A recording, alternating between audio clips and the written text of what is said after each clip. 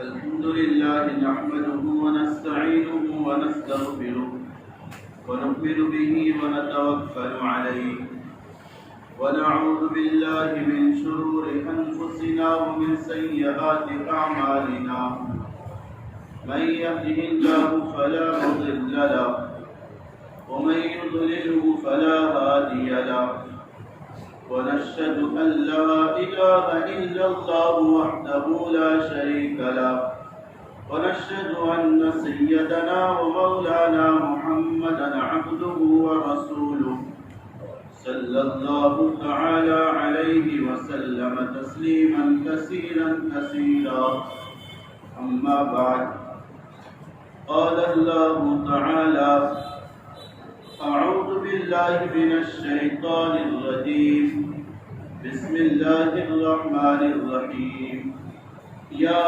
أيها الذين آمنوا اتقوا الله وقولوا قولا سديدا صدق الله العلي العظيم وقال النبي صلى الله عليه وسلم إن من حسن الإسلام المرء تركه ما لا يعنيه أو كما قال عليه الصلاة والسلام. میرے معزز بزرگوں اور واجب الاحترام ساتھیوں، اللہ تعالیٰ نے جو زندگی عطا کی ہے، یہ زندگی کو اس عالم میں آنے والا ہر ایک خوبصورت بنا سکتا ہے اور اس سے حسین بنا سکتا ہے. ہاں، ایک دوسری چیز ہے اسباب زندگی اور آلات زندگی. اسے ہر آدمی خوبصورت بھی بنا سکتا ہے. یہ تو اللہ تعالیٰ نے تقسیم کر دیا ہے. نحن قسمنا معیشتهم فی الحیات الدنیا. تم میں سے کس کو مالدار رہنا ہے اللہ نے مقدر میں لکھ دیا ہے، اور کس سے غریب رہنا ہے اس کی بھی تقدیر لکھی جا چکی ہے. ہم اپنی کوشش سے اسباب زندگی اور آلات زندگی، ضروریات زندگی ہم خوبصورت بھی بنا سکتے. وہ اللہ کی تدبیر ہے، حکمت ہے. ہر ایک کو اللہ نے اپنی حکمت سے اس کی شان کے مطابق نوازا ہے. لیکن جو ذاتی اور پرسنل لائف ہے، اس سے ہر ایک خوبصورت بنا سکتا ہے.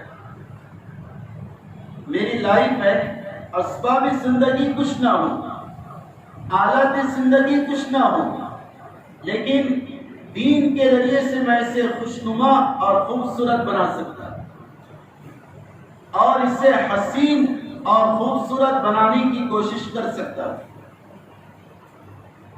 جس سے ہم اس طرح بھی کہہ سکتے ہیں کہ سکون اللہ تعالیٰ نے اسباب میں نہیں رکھا، سکون دین میں رکھا ہے.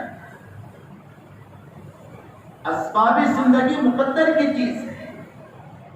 ہاں، اس پر کسی کو اشکال کرنا بھی مناسب نہیں، درست نہیں، لیکن زندگی کا سکون اور زندگی کا خوبصورت ہونا یہ ہمارے ہاتھوں میں ہے اور ہمارے قبضے میں. اس لیے اللہ تعالیٰ نے فرمایا لَقَدْ كَانَ لَكُمْ فِي رَسُولِ اللَّهِ أُسْوَةٌ حَسَنَةٌ. اس آیت میں اللہ تعالیٰ نے ایک بڑا حسین پیغام دیا کہ یقیناً تمہارے لیے رسول اللہ صلی اللہ علیہ وسلم میں اسوہ حسنہ ہے. اسوہ حسنہ کس کو کہتے ہیں؟ اسوہ حسنہ کا مطلب یہ ہوتا خوبصورتی اور بیوٹیفل لائف، حسین ترین زندگی. یہ اسوہ حسنہ کا مطلب ہوتا ہے اللہ فرما رہے زندگی کو حسین بنانا ہے تو رسول اللہ کے طریقے پر چلنا پڑے گا. چونکہ ہر ایک انسان کی چاہت ہے وہ خوب سے خوب تر اور خوب ترین کو چاہتا ہے، بہتر سے بہتر اور بہتر سے بہترین اس کی چوائس ہے۔ ہماری چوائس ہے گھر اچھا ہو، لباس اچھا ہو، گاڑی اچھی ہو، میرا کھانا اچھا ہو اور ضروریاتی زندگی اچھی ہو۔ یہ انسان کی جو چاہت تھی، اس چاہت کو اللہ تعالیٰ نے فرمایا یہ چاہتیں اسباب میں حاصل نہیں ہوں گی، یہ چاہتیں رسول اللہ کی زندگی میں حاصل ہوں۔ پھر جب یہ زندگی رسول اللہ صلی اللہ علیہ وسلم کی حسین ہے، اس پر مزید حسن کو پیدا کرنے کے لیے اللہ کے نبی اکرم صلی اللہ علیہ وسلم فرما رہے ان من حسن اسلام المرء ترکہ ما لا یعنیہ، یہ جو اسوہ حسنہ ہے جسے تم اختیار کرو گے، زندگی میں لے آؤ گے، اس کی خوبصورتی کا ایک راز یہ ہے لا یعنی، اور فضول زندگی سے، فضول باتوں سے اپنے آپ کو بچا لینا۔ یہ اس اسوہ حسنہ کا سبب بتایا، وہ زندگی کیوں اچھی ہے، کیونکہ وہ زندگی میں لا یعنی نہیں، فضول وقت کو برباد کرنا نہیں، ٹائم کو پاس کرنا نہیں، بلکہ اس میں زندگی کو حاصل کرنا ہے کہ میرے پاس جو میری سانسیں ہے، ایک اندر جا رہی دوسری باہر آ رہی، یہ زندگی کا میرے سرمایہ ہے، اور یہ سرمایہ دم بدم کم ہو رہا، اس برف والے کی طرح جو بازار میں برف کو لے کر کھڑا ہے، آواز لگا رہا کہ تم اسے خرید لو ورنہ میرا سرمایہ ضائع ہو جائے گا۔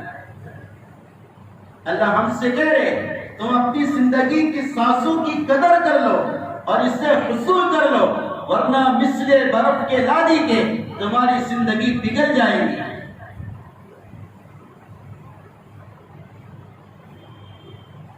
اس لیے بعض مشائخ نے زندگی کی مثال چکی کی طرح دی۔ ایک آدمی نے چکی کو چالو کیا، اب جیسے ہماری زندگی چالو ہو گئی، اسٹارٹ ہو گئی، اب اس چکی کے اندر آٹا ڈالو یا گیہوں ڈالو یا کوئی اناج ڈالو تو آٹا نکلے گا، وہ یوز ہوں گی، اس کا صحیح یوز ہوگا۔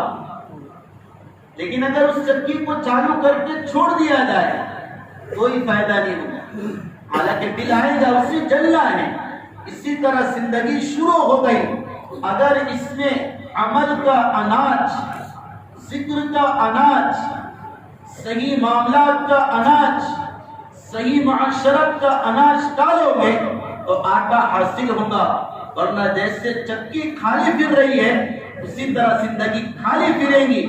اسے چکی کو ایک دن بند ہونا ہے، اسی طرح زندگی کو بھی ایک دن بند ہونا ہے۔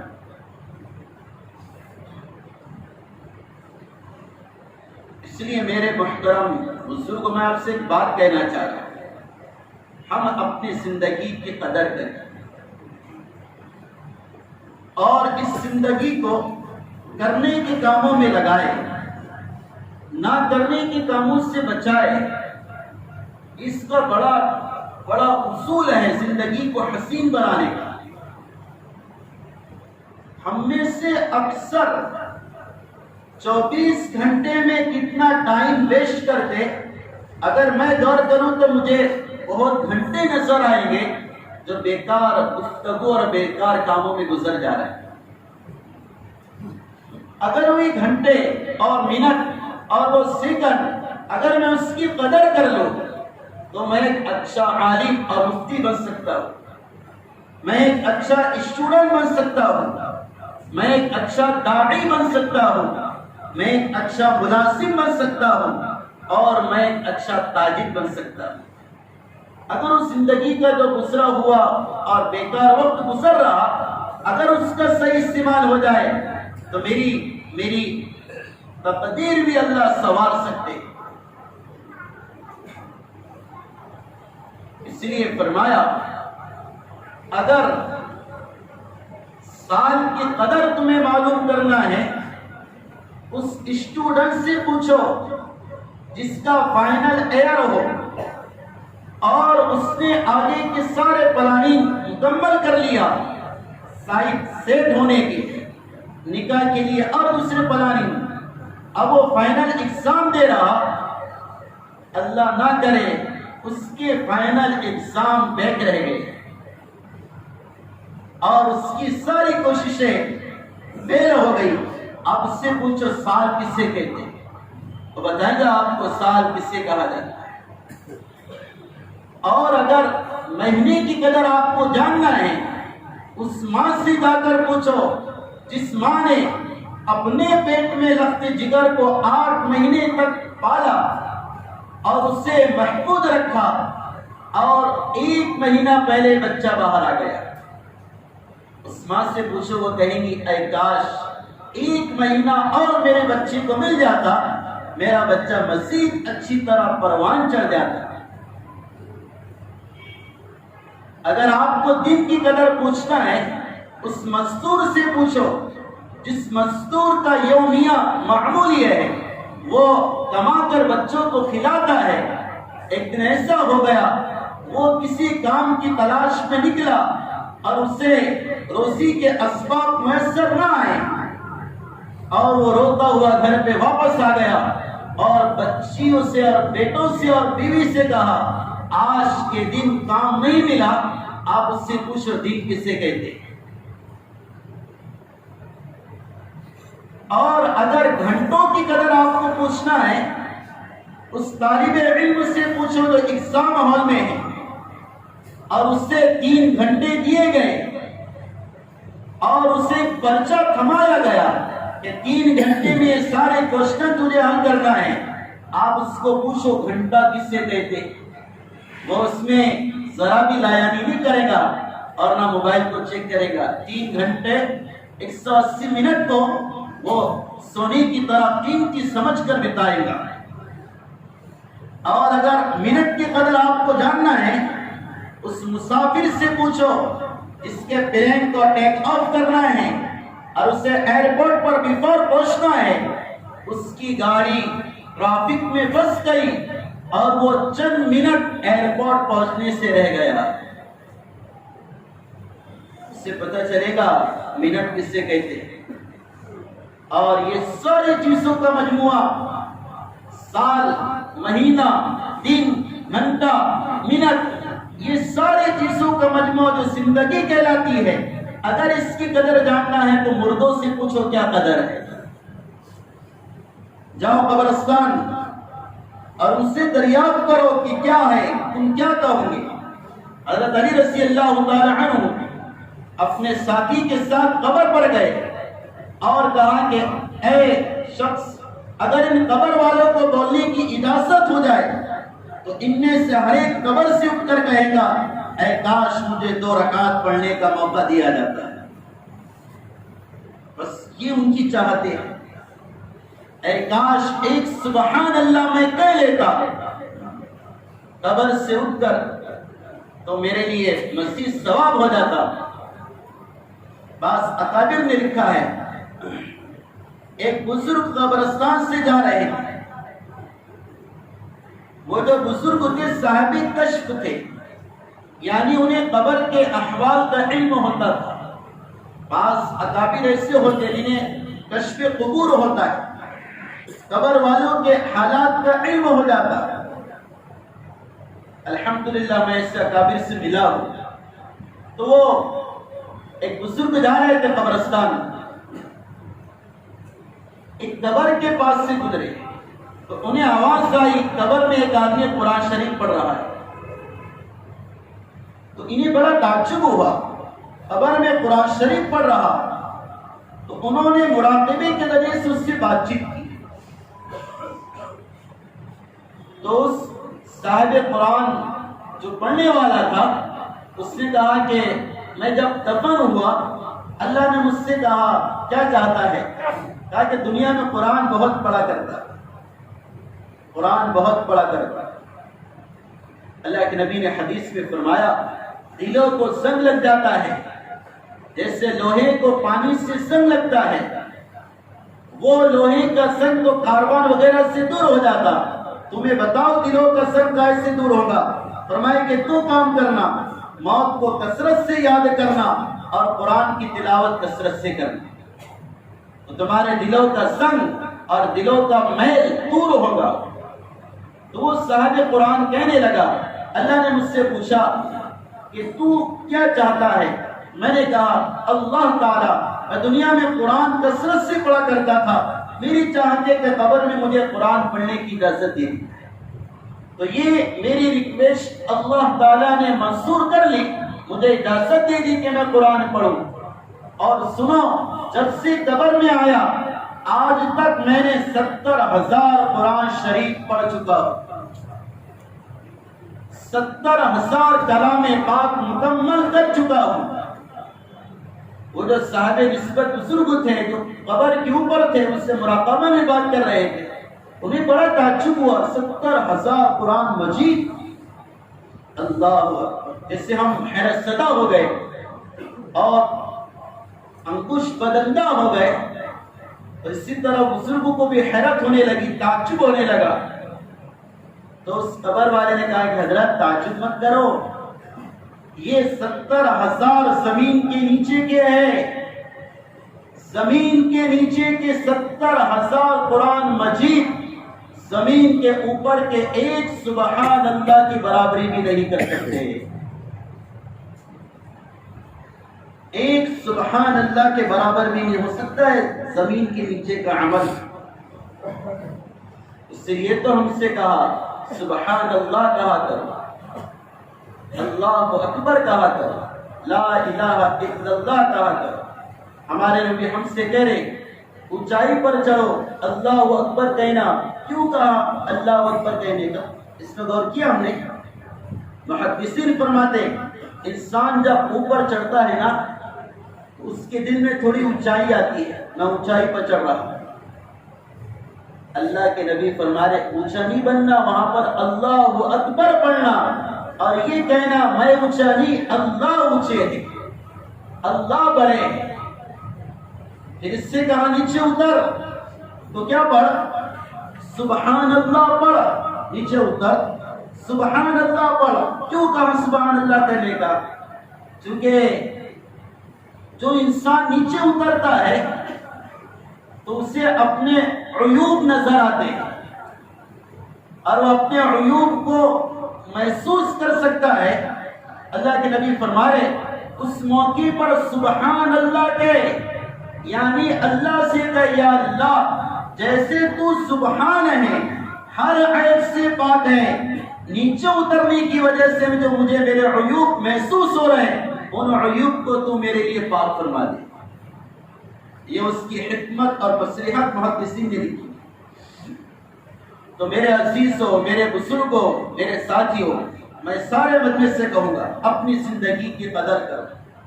لا یعنی میں، بیکار گفتگو میں، بیکار کاموں میں، بیکار خیالات میں، بیکار تدابیر میں اور بیکار اعمال میں زندگی کو فنا مت کرو. یہ برف کی لادی میرے پاس کی ہے، میری زندگی چلی گئی، اللہ کی قسم آج کی جو فجر تھی کبھی زندگی میں واپس نہیں آئے گی، وہ کبھی عود کر نہیں آئے گی، ریٹرن نہیں آئے گی. یہ جو 21 جا رہا ہے یہ مجھے سلام کر رہا، یہ سورج غروب ہو رہا وہ مجھے سلام کر رہا کہ دیکھ جیسے میں ایک دن شباب پر تھا اور میری خوشیاں منائی جا رہی تھی، تو بھی شباب پر ہے، خوشیاں منا رہا، لیکن موت کو نہ بھولنا، ہر چیز کو فنا ہونا ہے اور ہر چیز سے مرنا ہے. اس لیے اگر ہم اپنے اعضائے بدن میں سے ایک عضو جو زبان ہے اس پر اگر قابو اور کنٹرول پالے تو انشاءاللہ سارے اعضاء پر ہمارا کنٹرول ہو جائے گا. یہ میں نہیں کہا، حضرت علی کا اثر حضرت کی مولانا یوسف صاحب نے نقل کیا ہے. حضرت فرماتے ہیں حضرت علی کا ملفوظ ہے جو زبان کی حفاظت کرتا ہے اللہ اس کی برکت سے سارے اعضائے بدن کی حفاظت کرتا ہے، اور جو زبان کی حفاظت نہیں کرتا یقیناً اس کے دوسرے اعضائے بدن بھی لایانی میں مشغول ہوں گے. حضرت ابو بکر صدیق رضی اللہ تعالی عنہ ایک خلوت گاہ میں زبان بھار کھینچ رہے تھے. اسی دوران سیدنا عمر رضی اللہ تعالی عنہ نے انہیں دیکھ لیا اور کہا حضرت کیا کر رہے ہیں؟ زبان آپ باندھ کھینچ رہے. کہا کہ عمر مجھے ہلاکت میں ڈالنے والی یہی چیز زبان ہے. اسی طرح حضرت ابن عباس کا اثر ہے، عمل ہے. ایک مرتبہ زبان کو باہر کھینچ کر تانا دے رہے تھے اور کہہ رہے تھے کہ اے زبان سن، اگر جو تیرے فتنے سے دنیا میں محفوظ نہ رہا تو کل قیامت کے دن سب سے زیادہ انسان کو جو غصہ آئے گا اس کی زبان پر آئے گا کہ اس سے مجھے ہلاکت میں ڈالا ہے. سنو تو صحیح، ایک مشہور روایت ہے، ایک صحابی احد میں شہید ہو گئے. ماں آئی، اپنے جوان بیٹی کی ناش کو اپنے مانڈی پہ رکھا، گود میں رکھا، اس کے چہرے سے مٹی کو صاف کرنے لگی اور کہنے لگی بیٹا تجھے جنت مبارک ہو، بیٹا تجھے جنت مبارک ہو. ماں صحابیہ ہے، وقت رسول اللہ کا زمانہ ہے، عمل نبی کے ساتھ شہادت ہے، یہ سورے اعمال ہے. ماں اسی کی بنیاد پر کہہ رہی بیٹا جنت مبارک ہو. رسول اللہ صلی اللہ علیہ وسلم نے سن لیا، کہا کہ او خاتون تو اسے جنتی کہہ رہی، حالانکہ ہو سکتا ہے اس نے کبھی زبان سے لایانی بات بھی کہی ہوں گی اور فضول گفتگو بھی کی ہوں گی، یا ہو سکتا ہے اس نے زندگی میں ایسی جگہ مال خرچ کرنے سے کنجوسی کی ہوں گی جہاں مال خرچ کرنے سے مال میں کبھی کمی نہیں آتی. ہاں یعنی آپ بتا رہے شہید بھی اگر ہو تو فضول گفتگو پر پکڑ بھی ہو سکتی ہے. اس لیے عبداللہ بن مسعود بڑے صحابی ہے، وہ کہا کرتے تمہیں بتاؤ خدا کی قسم تمہیں اگر کسی کو لائف ٹائم قید میں ڈالنا ہے تو کسے ڈالو گے؟ عمر قید کی سزا کسے دو گے؟ اگر تمہیں کسی کو عمر قید کی سزا دینا ہے اپنی زبان کو دینا، اسے قید کر لینا. فضول گفتگو سے، لایانی سے، غیبتوں سے، طعنے سے، تنقید سے، حسد سے اور کسی کی بہتان لگانے سے اور کسی کی چغلیاں کرنے سے. اس لیے حضرت عمر رضی اللہ تعالیٰ عنہ کا ملفوظ ہے جہنم میں جانے والے اکثر جو ہوں گے وہ اپنی زبان کی بری گفتگو کے سبب داخل ہوں گے. اس لیے میں نے آپ کے سامنے ایک آیت تلاوت کی. اللہ فرما رہے یا ایھا الذین آمنوا اتقوا اللہ وقولوا قولا سدیدا. یہ آیت نکاح میں ہر خطیب اور ہر قاضی پڑھتا ہے. اس کا مطلب کیا ہے؟ ہم نے غور کیا اس میں نکاح میں کیوں پڑھی جاتی ہے. اس کی محدثین نے تن وجوہات لکھی ہے. ان وجوہات میں سے ایک وجہ یہ ہے اللہ فرما رہے اتقوا اللہ، ڈرنا تنہائی میں بھی، مجمع میں بھی، پرسنل لائف میں بھی، کامن لائف میں بھی، ہر جگہ، رات میں بھی دن میں بھی، سفر میں بھی حضر میں بھی، اندر بھی باہر بھی، ظاہراً بھی باطناً بھی اللہ سے ڈرنا یہ بڑا اونچا عمل ہے. دوسری بات کیا فرمائی؟ وَقُولُوا قَوْلًا سَدِيدًا، سدید بات کہو. قول سدید کسے کہتے ہیں وہ سمجھ کر جاؤ آج. وَقُولُوا قَوْلًا سَدِيدًا، سدید گفتگو کہو. یہاں پر ایسا نہیں کہا وَقُولُوا قَوْلًا صَادِقًا، سچی بات کہو، ایسا نہیں کہا. قولوا قولا سدیدا کہا، سدید درست بات کہو. درست بات کس کو کہتے؟ سدید گفتگو کسے کہتے؟ تین اس کے شرائط ہے. پہلی شرط قول سدید، درست بات اس وقت ہوگی جبکہ سچ ہو، سچ ہو. دوسری شرط کہنے کی نیت صحیح ہو، نیت صحیح ہو.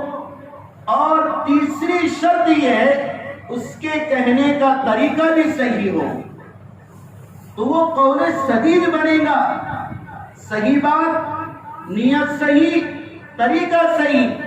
اگر یہ دو کام کر لیے، تقوی اختیار کر لیے، قول سدید اگر آپ نے اس پر عمل کر لیا، اللہ کیا کرے گا؟ یصلح لکم اعمالکم ویغفر لکم ذنوبکم. تو انعام تمہیں دے گا، تمہارے سارے اعمال اللہ قبول کر لے گا، درست کر لے گا اور تمہاری مغفرت فرما دے گا. اس لیے حضرت علی کا جو ملفوظ ہے نا، اس کے ذہن میں نقل کیا گیا، جو زبان تو صحیح چلائے گا باقی سارے اعضائے بدن صحیح چلیں گے. اگر اسے صحیح نہیں چلایا تو سارے اعضائے بدن خراب کام کریں گے. اس وجہ سے یہ میں بڑا پیارا مجمع ہے اور بڑے سنجیدہ اور سمجھدار اور اہل دانش آپ حضرات ہو. میں آپ سے درخواست کر رہا، اپنی گفتگو پر غور کریں، اپنی باتوں پر خیال دیں، بیکار باتوں سے بچیں. آج کل لایانی کا انبار ہے، 2-2 3-3 4-4 گھنٹے لایانی میں مشغول ہے، کوئی فائدہ نہیں. اس کی اس کی، میری تیری، ادھر کی ادھر کی، ایران کی تیران کی، شمال کی جنوب کی، مغرب کی مشرق کی، اوپر کی نیچے کی، سب گفتگو لایانی. نہ کوئی محصل ہے اور نہ کوئی مقصود ہے، صرف زبان کہتے کہتے حضور کو دوستوں گھوسا پھینک رہی ہے. ہاں، کوئی فائدہ نہیں ہے. اس لیے یہ بات جو ہے نا، حضرت شیخ زکریا رحمۃ اللہ علیہ کے باب میں آتا، حضرت کسی کو خلافت نہیں دیتے تھے جب تک اس کی زبان کا امتحان نہیں لے لیتے. اور وہ کہتے تھے میرے نزدیک مجاہدہ صرف ایک چیز ہے، زبان. اس پر جس نے صحیح کنٹرول کر لیا وہ بڑا متقی ہے، بڑا ولی ہے. اور اس کو کسی نے غلط کاموں میں لگا لیا، لا یعنی بیکار فضول گفتگو میں اور ادھر ادھر کی حاکنے میں، وہ برباد ہے. اس وجہ سے میرے عزیز و میرے بزرگوں، ہم ارادہ کریں گے انشاءاللہ ارادہ. ہم اپنی گفتگو کو، مجالس کو، تنہائی کی ہوں چاہے مجمع کی ہوں، فضول اور لا یعنی باتوں سے بچائیں گے. اللہ مجھے آپ تمام کو عمل سے زیادہ، کہنے سے زیادہ عمل کی توفیق سعید عطا فرمائے. اور علیہ البلاغ.